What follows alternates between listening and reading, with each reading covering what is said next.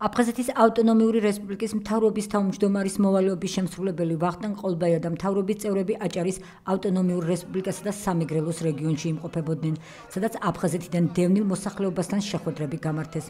ადგილზე გაეცნენ დევნილთა საყოფაცხოვრებო პირობებსა და მათი პრობლემები მოისმინეს. შეხვედრები გაიმართა ბათუმში, ფოთსა და ზუგდიდში დევნილთა კომპაქტურ ჩასახლებებში. დევნილებთან საუბარი შეეხო კომპაქტური ჩასახლების ობიექტებში მოუწესრიგებელ ინფრასტრუქტურასა და კომუნიკაციებს, აგრეთვე ჯანდაცვისა და დასაქმების სფეროში არსებულ პრობლემებს.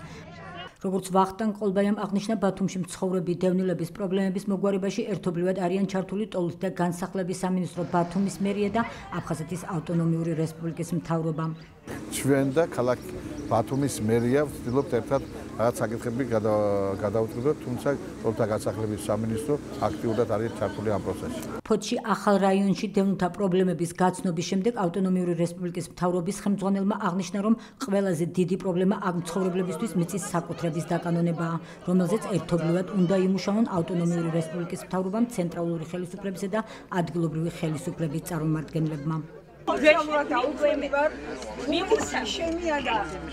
მოცინციმი არითმიამა ეპილეფსი დაავადებული და მე რომ მოგიხსნა სოციალური იმას რა თქმა ძალიან კარგად იცის აგებს პატონატენგო არავით არის დახმარება არ მიმიღია მამა და შვილი ორივე ბრძოლობდა არავით არის დახმარება მე არ მიმიღია ბევრი პრობლემები გვაქვს ჩვენ აქ არის წყლის როცა მაგრად მოწვიმს ჩვენი ის პადიეზი ახლა წყლით არის სავსე საცურავ აუზი გეგონება რომ შეხვალ რო გათბება კოღოები იქნება რაღაცა ბავშვები ყავს რაღაცა და ბევრი პრობლემები გვაქვს მაგრამ ნელ-ნელა მოგვიგვარებენ ალბათ დიდი იმედით ვართ ძირითადი პრობლემა რაც ხალხს აწუხებს ეს არის სოციალური საკითხები ანუ სოციალური სამსახურის მიერ მათ შეუძლათ დახმარება თუნდაც ერთ მაგალითს მოვიყვან ასეც რომელიც შემთხვევით გაუგებარია მაგრამ გავერკვევით ამ საკითხში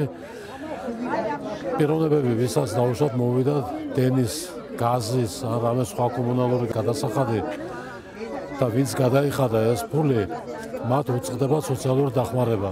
დაუშვათ 40 ლარის გადასახადი თუ გადაიხადა ადამიანმა, უკვე ესე სოციალურად დაუცველი არ არის. შეთვის გაუგებარია. ეხლა რო არ გადაეხადა, მოხდებოდა ის რაც ყველგან ხდება. ანუ გაუთიშავდნენ დენს ან გაზს. ამ შემთხვევაში ალბათ ჩვენ გვაქვს შეკითხვა სოციალურ სამსახურთან იმასთან დაკავშირებით რატო ხდება ეს.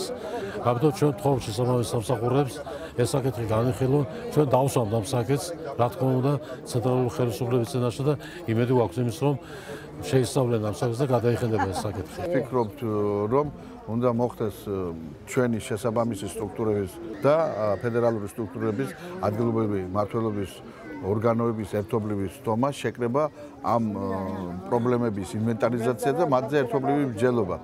არის პრობლემა, რომელიც სტატუსის მინიჭებას ეხება, არის პრობლემა, როგორც საკუთრების დაკანონება ამ ფართების, ჯანდაცვის პრობლემები. ეს არ არის ფედერალური ამხანაგობების შექმნილი არ არის. ამხანაგობის შექმნას უშლის ხელს მიწის საკუთრების საკითხის გარკვევა. ჩვენ იმიტომ ჩამოვედით ყველა სამინისტრო მთავრობის წევრები, რომ ერთობლივად დავგეგმოთ საკითხების გადაწყვეტის გზები. ავტონომიური რესპუბლიკის მთავრობის წევრები ზუგდიდში ლაღიზის ქუჩაზე დევნილთა კომპაქტური ჩასახლების ობიექტსაც სტუმრობდნენ. ადგილზე გაეცნენ იქ მცხოვრები დევნილების პრობლემებს და მათ გადაწყვეტაში დახმარებას დაპირდნენ.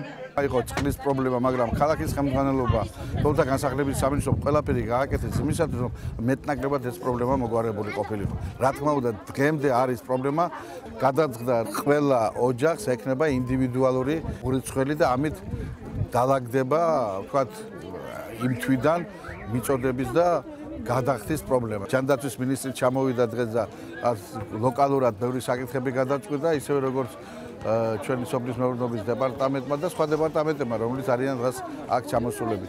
ერთ-ერთი ყველაზე მწვავე პრობლემა, რომელსაც წავაწდით აი ამ კომპაქტურ დასახლებაში, ეს ცნობილია ჩვენთვის, ეს არის უმუშევრობა. ჩვენი მცირე პროექტები, რომელსაც ჩვენ ვახორციელებთ დონორ ორგანიზაციებთან ერთად არის ზუსტად მიმართული ამ კუთხით, რომ მაქსიმალურად შეიქმნას სამუშაო ადგილები, სადაც დევნილები მონახავენ თავის ადგილს და სადაც ისინი ის მეშვეობით მოახერხებენ თავის სოციალურ-ეკონომიკური მდგომარეობის გაუმჯობესებას. აფხაზეთის ავტონომიური რესპუბლიკის მთავრობის წევრები დევნილებს შესაბამის სახელმწიფო უწყებებთან ერთად პრობლემების მოგვარების პროცესში აქტიურად ჩართვას და მათ მოგვარებას დაპირდნენ. ვახტანგ ყოლბეა და აფხაზეთის მთავრობის წევრების ზუგდიდის რაიონის სოფელ რუხში კოლხური ბზის სანერგე მეურნეობაშიც იმყოფებოდნენ. აღსანიშნავია, რომ სასათბურე მეურნეობაში განხორციელდა დაფესვიანებული კოლხური ბზის ნერგების ღია სივრცეში განთავსება, რითაც დასრულდა გამწვანებისა და გარემოს დაცვითი პროექტებისა და კავკასიის გარემოს დაცვითი ორგანიზაციების ქსელის ერთობლივი პროექტის პირველი ეტაპი. პროექტი ხორციელდება კოლხური ბზის გადარჩენის ეროვნული სამთავრობოს სამოქმედო გეგმის ფარგლებში და გულისხმობს წითელ წიგნში შეტანილი ამ უნიკალური სახეობის ნერგების გამოყვანას თანამედროვე მიდგომების გამოყენებით. საერთაშორისო ორგანიზაცია სცენის დახმარებით ჩვენმა სააგენტომ განახორციელა ეს პირველი ეტაპი. მოყვანილია 16130 ერთეული კოლხური ბზის ნერგი დაკალმების მეთოდით. დღეს მოხდა ამ ნერგების გადმოტანა ღია სივრცეში, სადაც ჩვენ სექტემბრის ბოლომდე გვექნება განთავსებული ეს ნერგები. პრაქტიკულად რეზერვატის შექმნა უკვე ამ ეტაპზე დამთავრებულია. შემდგომი ეტაპი იქნება უკვე ამ დაკალმებული ნერგების, ხარისხიანი ნერგების უკვე გადარგვა სპეციალურ ამისთვის გამოყოფილ ადგილებს.